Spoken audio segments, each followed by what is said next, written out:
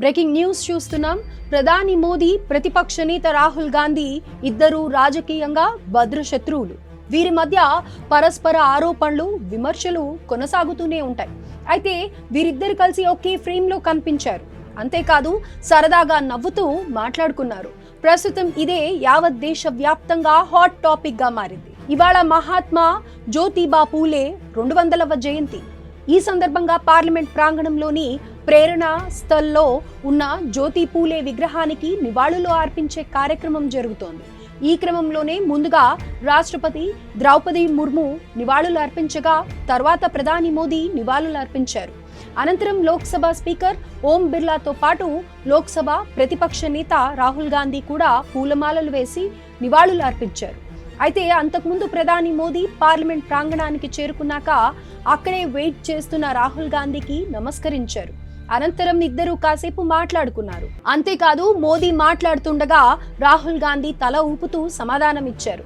అయితే ఈ సందర్భంలో మోదీ యోగక్షేమాలు అడిగి తెలుసుకున్నారని తెలుస్తోంది.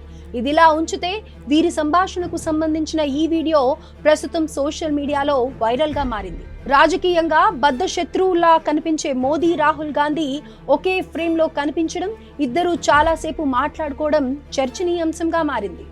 అయితే ప్రస్తుతం దేశంలో ఇటీవల 2 రాష్ట్రాలతో పాటు ఒకే కేంద్ర పాలిత ప్రాంతంలో ఎన్నికలు పూర్తి కాగా మరో 2 రాష్ట్రాల్లో ఎన్నికల వేడి కొనసాగుతోంది.